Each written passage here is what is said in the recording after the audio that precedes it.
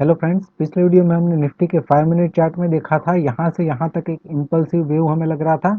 लेकिन ये करेक्शन जो है ये 23% तक भी रिट्रेस नहीं किया था और वहीं से बाउंस जो है वो कंटिन्यू हो गया था। तो हमने कल डिस्कस किया था कि यहाँ पे भी ये 23% रिट्रेस नहीं किया है और हो सकता है कि ये यहाँ से पूरा इम्पल्स हो या तो फिर यहाँ से हो।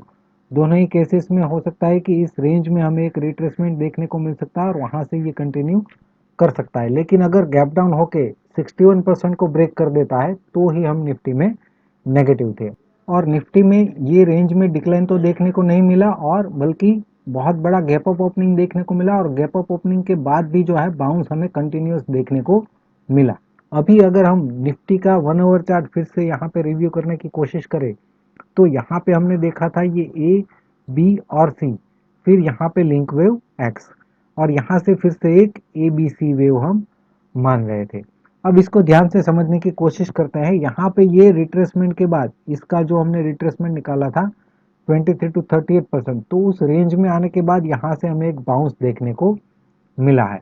तो अब पॉसिबिलिटी क्या हो सकती है, यहाँ से जो बाउंस है उसको अगर हम देखें तो ये थ्री वेव बाउंस है और ये जो बाउंस है सेकंड बाउंस वो 100 टू 123% की रेंज में ये आ चुका है, राइट। तो हम जो इसको ए बी और सी बोल रहे थे और ये सी और थ्री का मिनिमम प्रोजेक्शन है, तो ये अब रिट्रेसमेंट 23 टू 38% की रेंज में आने के बाद बाउंस ऑलरेडी दे चुका है।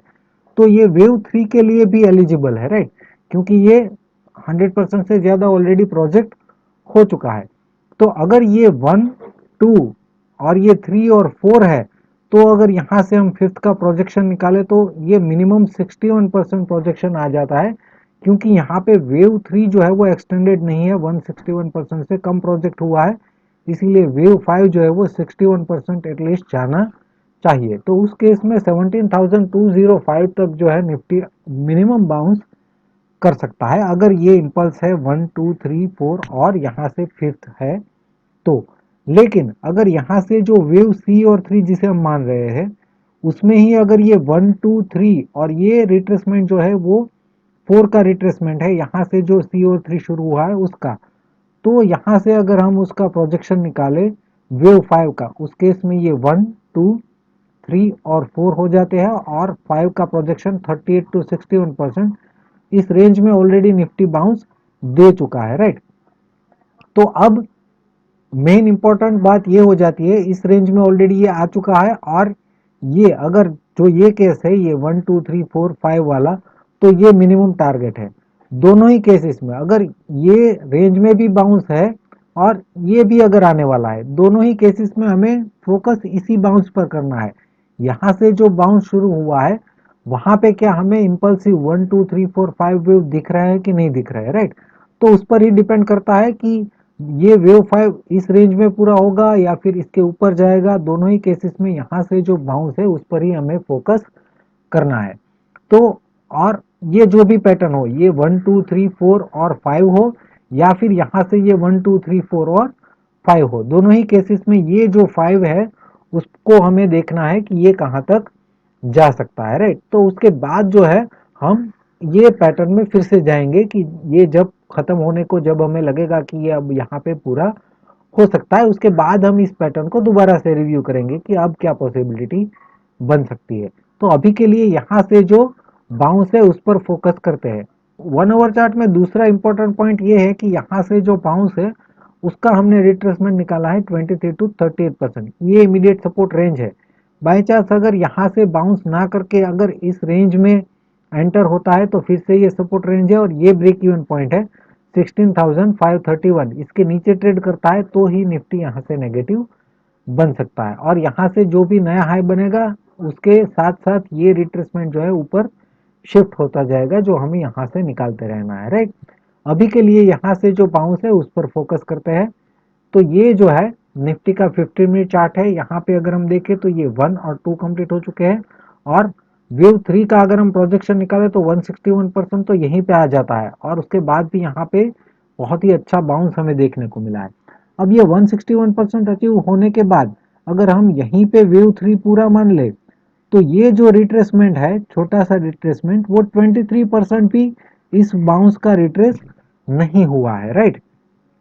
तो इसीलिए क्वेश्चन मार्क है कि इसको हम 3 और 4 कंसिडर करें या ना करें, राइट।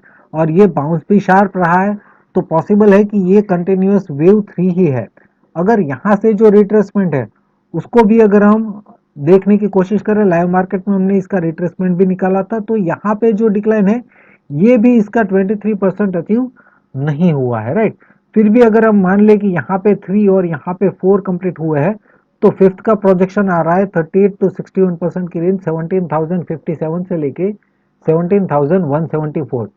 तो इस रेंज में अगर यहाँ से कंटिन्यू बाउंस करता है तो इस रेंज में जो है ये वेव 5 पूरा कर सकता है।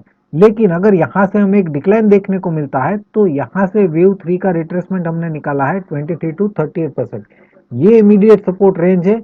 इस रेंज में अगर हमें करेक्टिव डिक्लाइन देखने को मिलता है तो हम यहाँ पे 3 और इस रेंज में 4 मानेंगे, और यहाँ से फिफ्थ का प्रोजेक्शन थोड़ा सा चेंज हो जाएगा। अभी हमने यहाँ से निकाला है, इस रेंज में लो बनाता है तो वहां से हमें निकालना होगा। और अगर यहाँ पे 30 यहाँ से डिक्लाइन होता है और 38% को ये ब्रेक कर देता है, तो उस केस में हम ये सिनारियो देखेंगे, यहाँ पे 3 4 और फिफ्थ यहाँ पे पूरा हो चुका है। उसी केस में अगर इसके नीचे ट्रेड करने लगता है तो ही हम यहाँ पे इसको 1 2 3 4 और फिफ्थ कंसिडर करेंगे। अदरवाइज यहाँ पे 3 और 4 यहाँ से बाउंस कंटिन्यू करता है तो इस रेंज में, राइट। लेकिन अगर इस रेंज में करेक्टिव डिक्लाइन देता है तो यहाँ पे 3 यहाँ पे 4 और यहाँ से फिफ्थ का प्रोजेक्शन फिर से हम यहाँ से निकालेंगे, राइट। तो सभी सिनारियो को हमने निफ्टी के 15 मिनट चार्ट में समझने की कोशिश की है। इसके हिसाब से हमें ट्रेड प्लान करना होगा। अगर इस रेंज में करेक्टिव डिक्लाइन देता है तो इसके नीचे स्टॉप लॉस रख के बाय करना होगा, और यहाँ से हमें फिफ्थ का प्रोजेक्शन भी निकालना होगा, राइट। अगर यहीं से बाउंस कंटिन्यू करता है तो इस रेंज में बाउंस हमें दे सकता है। उस केस में हम कुछ भी ट्रेड प्लान नहीं कर सकते। यहाँ से अगर कंटिन्यू बाउंस करता है तो रिट्रेसमेंट अगर इस रेंज में आता है तो ही हम बाय का प्लान ट्रेड कर सकते हैं। अगर यहाँ से कंटिन्यू करता है तो वहाँ उस केस में हमें यहाँ से जो इम्पल्स शुरू हुआ है उसमें 1 2 3 4 और फिफ्थ का वेट करना होगा, और जब भी हमें लगे कि यहाँ पे फिफ्थ पूरा हो रहा है तो वहां पे फिर हम छोटे स्टॉप लॉस के साथ शॉर्ट का ट्रेड प्लान कर सकते हैं, राइट। अभी बैंक निफ्टी की अगर हम बात करें तो 15 मिनट चार्ट में हमने देखा था यहाँ से जो बाउंस शुरू हुआ है ये करेक्टिव डिक्लाइन के बाद, तो उसमें ये 38% को ब्रेक करने के बाद यहाँ पे भी बहुत ही छोटा रिट्रेसमेंट हमें इसका देखने को मिला, और हम प्लान कर रहे थे कि इस रेंज में अगर ये करेक्टिव डिक्लाइन देता है तो यहाँ से कंटिन्यू कर सकता है। लेकिन अगर बड़े गैप डाउन के बाद इसको ब्रेक करता है तो बैंक निफ्टी को हम नेगेटिव मान रहे थे। यहाँ पे भी गैप अप ओपनिंग देखने को मिला, लेकिन निफ्टी जितनी स्ट्रांग थी उतना स्ट्रांग बाउंस हमें बैंक निफ्टी में देखने को नहीं मिला है। अभी अगर हम बैंक निफ्टी का 1 आवर चार्ट देखें तो वहां पे सिनारियो थोड़ा सा चेंज है निफ्टी की अगर कंपेयर करें तो। यहाँ से ध्यान से समझना, इसको अगर हम ए और 1 और इसको बी और 2 मान रहे हैं, राइट। अब यहाँ से समझना, सी और 3 में पहले हमने काउंटिंग क्या देखा था, 1, ये इरेग्युलर 2, ये 3, ये 4, और यहाँ से जो फिफ्थ का प्रोजेक्शन है वो 100% को ऑलरेडी ब्रेक कर चुका है, राइट। और यहाँ तक हम मान रहे थे कि ये शायद हो सकता है वेव 5, लेकिन अब ये यहाँ से फिर से बाउंस कर दिया है, तो अब पॉसिबिलिटी नहीं है कि ये वेव 5 यहाँ से हो सकता है। तो मतलब ये जो हम 1 2 3 4 और 5 मान रहे हैं वो नहीं है। तो हमें यहाँ पे ये ए और 1 बी और 2 और ये इसको हमें सी और 3 मानना होगा। 100% को ब्रेक करने के बाद ये बाउंस जो है वो सी और 3 का हो सकता है। अब ध्यान से समझना, अगर ये ए और 1 है, ये सी और 3 है, तो ये ए और 1 हो गया। तो अब यहाँ पे भी हम ए और 1 मान रहे हैं, ये बी और 2 मान रहे हैं। तो अब सी और 3 के अंदर ये जो है ये फिर से एक इससे भी बड़ा ए और 1, ये थोड़ा सा रेयर केस में ही होता है, ऐसा नहीं कि नहीं हो सकता, लेकिन रेयर केस में ही होता है, राइट। तो पॉसिबिलिटी एक ये भी बन जाती है कि ये जो डिक्लाइन है ये इसको ब्रेक नहीं कर रहा है, तो उस केस में ये 1 2 3 और 4 हो सकता है। तो अगर यहाँ से हम फिफ्थ का प्रोजेक्शन निकाले तो ये वेव 3 जो है वो 123% से थोड़ा ज़्यादा प्रोजेक्ट हुआ है, इसीलिए फिफ्थ जो है वो 61% से ज़्यादा प्रोजेक्ट होना चाहिए। तो उस केस में ये अगर इसको हम 1 2 3 और 4 माने तो फिफ्थ का प्रोजेक्शन 61 टू 100% की रेंज ये निकल के आ रही, ये मैक्सिमम लेवल है 37,716, राइट। इसके ऊपर ट्रेड करता है तो उस सिनारियो में भी हम इसको फिफ्थ नहीं मानेंगे। अभी दूसरी की चीज क्या हो सकती है कि यहाँ से ये जो है ये एक एबीसी बाउंस है, और ये लिंक वेव एक्स, और यहाँ से फिर से ये ए बी और यहाँ से वेव सी जो है वो ऑलरेडी 100 to 123% की रेंज में ये आ चुका है। अभी यहाँ से सी और 3 का जो बाउंस है उसका अगर हम रिट्रेसमेंट निकाले तो 23 to 38% की रेंज आ रही है 36,718 से लेके 36,287। ये इमीडिएट सपोर्ट रेंज है बैंक निफ्टी के लिए, और इसके नीचे ट्रेड करता है तो हम बैंक निफ्टी में नेगेटिव हो सकते हैं।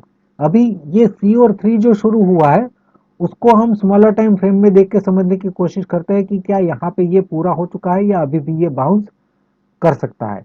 तो यहाँ से सी और 3 जो शुरू हुआ है उसको अगर हम स्मॉलर टाइम फ्रेम, ये 30 मिनट चार्ट है, यहाँ पे अगर हम देखें तो ये चार्ट ऑलरेडी मैंने मार्केट ओपन होने के बाद ये टेलीग्राम चैनल पे शेयर कर दिया था। यहाँ पे ये 1 2 3 के अंदर ये 1 2 3 4 और 5, यहाँ पे 3 पूरा हुआ है। वेव 4 जो है यहाँ पे इसका अगर हम रिट्रेसमेंट निकाले यहाँ से लेके यहाँ तक जिसे हम वेव 3 मान रहे हैं, तो यहाँ पे ऑलमोस्ट 38% को ये ब्रेक किया और उसके बाद वहां से हमें एक शार्प बाउंस देखने को मिला। तो इसको हम 3 और 4 कंसिडर कर सकते हैं। यहाँ से फिफ्थ का अगर हम प्रोजेक्शन निकाले तो 38 to 61% की रेंज ये वेव 5 का टारगेट हो सकते हैं। ये CO3 जो शुरू हुआ है उसका वेव 5, राइट, जिसमें ये ऑलरेडी एंटर कर चुका है। 37,221 से लेके 37,822 ये रेंज है वेव 5 की, राइट। अभी ये बाउंस जो शुरू हुआ है वेव 5 का, उस पर हमें फोकस करना है कि ये बड़ी रेंज में ये कहाँ तक जा सकता है, कहाँ पे ये पूरा हो सकता है। तो यहाँ से जो वेव 5 शुरू हुआ है उसको हम स्मॉलर टाइम फ्रेम में देखते हैं 15 मिनट चार्ट में। ये 15 मिनट चार्ट है बैंक निफ्टी का। उस वेव 5 को अगर हम समझने की कोशिश करें तो यहाँ पे 1 और 2 कंप्लीट हो चुके हैं।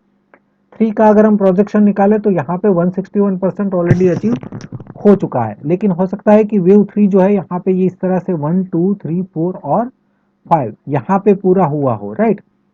अब इस वेव 3 का रिट्रेसमेंट निकाले तो 23 to 38% की रेंज में अब ये डिक्लाइन नहीं दिया है। यहाँ पे डिक्लाइन इतना देने के बाद ये बाउंस कर चुका है, राइट। तो अगर यहीं पे ये 3 और ये 4 कंप्लीट हो चुका है तो फिफ्थ का प्रोजेक्शन आ रहा है 38 to 61%, 37,719 से लेके 37,994। इस रेंज में जो है ये वेव 5 पूरा कर सकता है। लेकिन अगर यहाँ पे ये 4 पूरा नहीं हुआ है और अगर इस रेंज में एक और डिक्लाइन देता है तो इस रेंज में ये वेव 4 पूरा कर सकता है। उस केस में ये प्रोजेक्शन जो है हमें फिर से यहाँ से जो भी लो बनता है वहां से निकालने होंगे। तो मतलब इस रेंज में अगर एक और डिक्लाइन देता है तो इसके नीचे हम स्टॉप लॉस रख के यहाँ पे वेव 5 के लिए प्लान कर सकते हैं। इसके नीचे अगर ट्रेड करता है तो ही हम बैंक निफ्टी में नेगेटिव हो सकते हैं, राइट। अदरवाइज ये सपोर्ट रेंज है और यहाँ से बाउंस कंटिन्यू कर सकता है या तो इसी लेवल से ये बाउंस जो है वो कंटिन्यू कर सकता है। और इस रेंज में जो है हम एक्सपेक्ट कर रहे हैं कि ये वेव 5 जो है वो पूरा हो सकता है। तो निफ्टी और बैंक निफ्टी में आज के वीडियो में बस इतना ही। वीडियो देखने के लिए आपका बहुत बहुत शुक्रिया, धन्यवाद।